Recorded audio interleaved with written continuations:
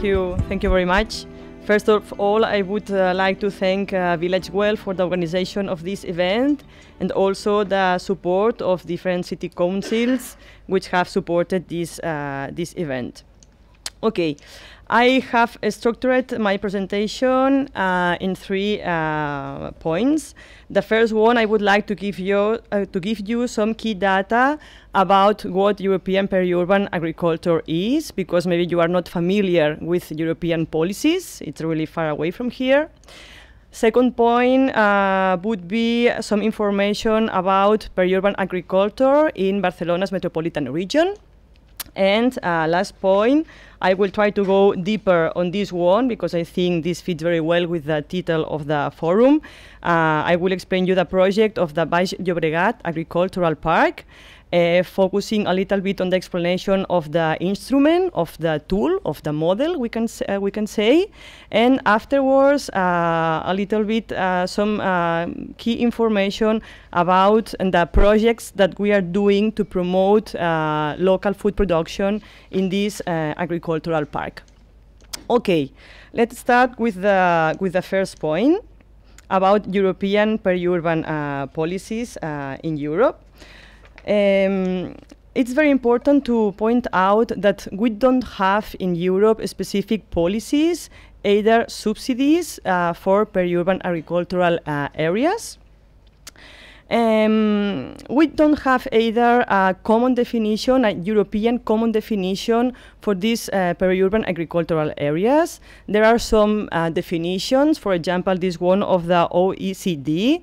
This is a very old definition, already of the 70s. That means that peri-urban is not a concept of today. This is already an old concept. We were talking about this already in the 70s.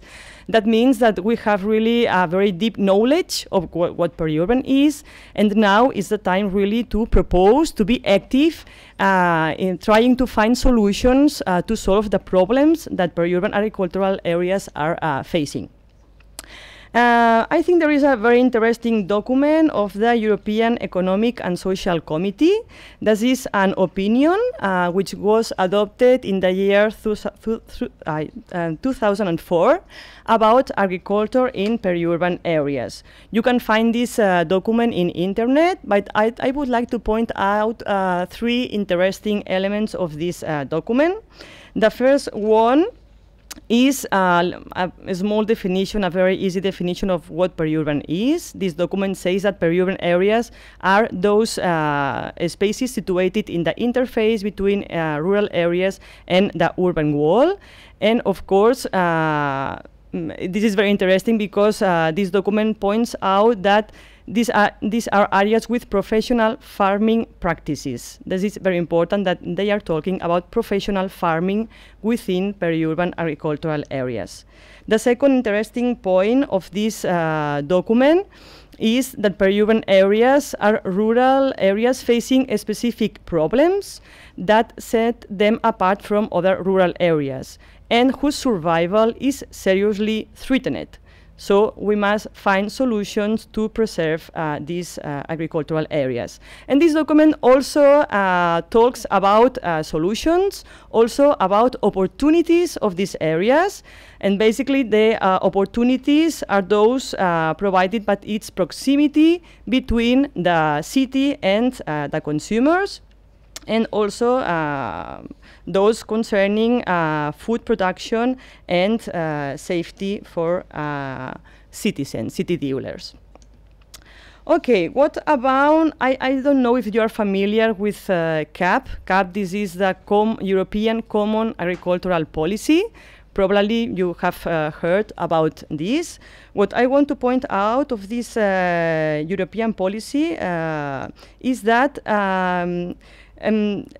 subsidies in peri-urban agricultural areas are nearly absent. So that means that from the first, this policy is structured in 2 pillars, the first pillar and the second pillar, okay? And the first pillar is mostly based on extensive productions. As you know, peri-urban agricultural areas are normally high-intensive production areas, productive areas. That means that they don't have subsidies coming from these first pillars. In peri-urban Barcelona agriculture, some key data. Peri-urban is only receiving 4% of this CAP support in Catalonia, if we compare with Catalonia, while it represents 6% of Catalan cropland, 10% of Catalan farms, and 12% of Catalan farmers. Some other important data, only 16% of the 4,000 peri-urban farmers, that means around 700 farmers, receive CAP support in our peri-urban agricultural area. Mostly of them are situated in a district devoted to cereals and dairy, not to intensive production. And first pillar is absolutely absent in districts devoted to horticulture and fruit production. They're really peri-urban ones. What about the second pillar of this European policy? Also in Catalonia, these subsidies are really absent and do not contain specific measures for our peri-urban areas. So we can say there is only one measure specific really for these peri-urban areas, that is for the creation of agro-shops in peri-urban areas.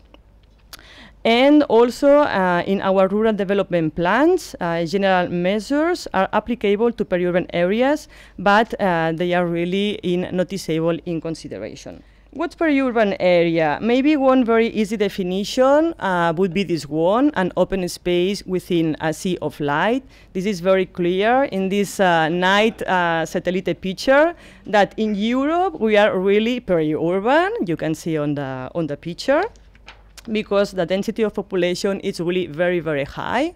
But if we take also this night satellite image, we can appreciate that also in North America, in India, in eastern part of China, and also in the south and eastern part of Australia, we have peri-urban agricultural areas, of course, and we can say also that the problems in peri-urban agricultural areas are more or less the same in all the parts of the world. We have had visitors in the Baix Agricultural Park from all around the world, and also politicians and coming from the EESC, for the FAO, Purple, and other different organizations. And what we have seen is we were talking with all the people coming to the agricultural park that really problems are the same. So this on Saturday, we were visiting some farms here in very close to Melbourne. We were talking with some farmers, and really we can see that the problems are the same in Spain, in Australia, in Canada, in Italy. Problems are really, really the same.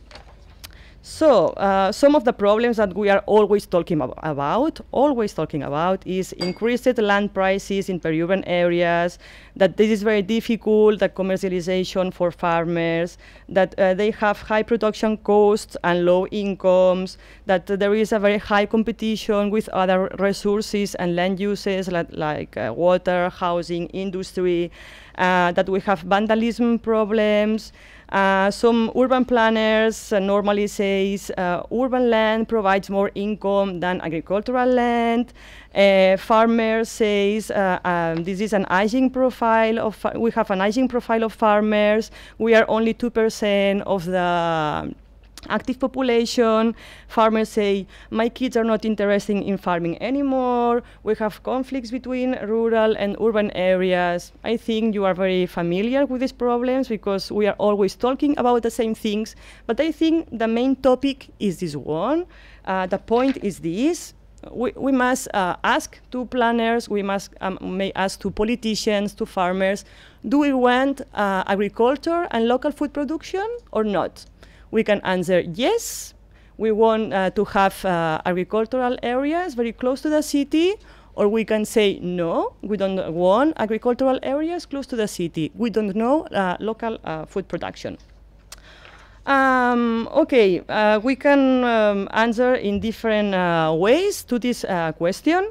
In Europe, I think people, politicians, technicians are really very aware with this topic of peri-urban, and that's why we have different organizations, networks that are dealing with this problem. One of these is Purple. Purple was set up in the year 2004 and bring together different regions from all across Europe. I would say this is really a lobby platform aiming at being some kind of lobby to integrate peri-urban policies in the CAP, in this common agricultural policy. The second one has been promoted by people working in the Baix Agricultural Park, me and the director of the Agricultural Park, and also the last one, Agroterritori. The Red Agroterritorial is a Spanish one, and Agroterritori is a Catalan one. Both of them are made up of the cooperation between researchers, universities, and, very important, the farmers. We are trying to work together to make some research, to make some reflections, debate, to make also proposals for politicians and technicians to find new solutions, new ideas to preserve, manage, and develop peri-urban agricultural areas. Okay, what about peri-urban agriculture in Barcelona's metropolitan region? This is, I don't know if you are familiar with this, we have in Spain is like a federal government also. We have 17 regions, and Catalonia is one of these 17 regions. This is situated, Catalonia, in the northwest part of Spain, and this is one of the most populated regions in Spain. This is the metropolitan region of Barcelona, where it is situated here in the eastern part of the region. Some key data of our metropolitan region: we have around 5 million inhabitants with population density, very high population density, 1,500 inhabitants per square kilometer. And the surface of the metropolitan region is around 3,000 square kilometers. In this area, we have, I would say, only 23,000 hectares of useful agricultural surface. That means around 40,000 hectares of agricultural land. If we have a look to the land use map of our region, of our Catalonia, the green areas represent the legumes, the horticultural areas of Catalonia. The yellow one are the cereals production areas. And the orange one, this is fruit trees production. And the purple ones are wine production areas. As you can see, if we situate the capitals of the 4 provinces of our region, they are, of course, situated over or very close to horticultural production areas. That means that cities have been always growing over or very close to the best land because, of course, people wanted to have fresh vegetables and fruits. What about metropolitan region? This is a land use map of our metropolitan region, more in detail. Here we have the city of Barcelona. As you can see, Barcelona is also situated on, I would say, over an all agricultural area production, horticultural area production. Here is situated the Baix Llobregat Agricultural Park. As you can see, we have very mountain relief. That means that we have really a lack of plain areas for urban areas and for agriculture. That means that the competitions for land uses is really very, very important.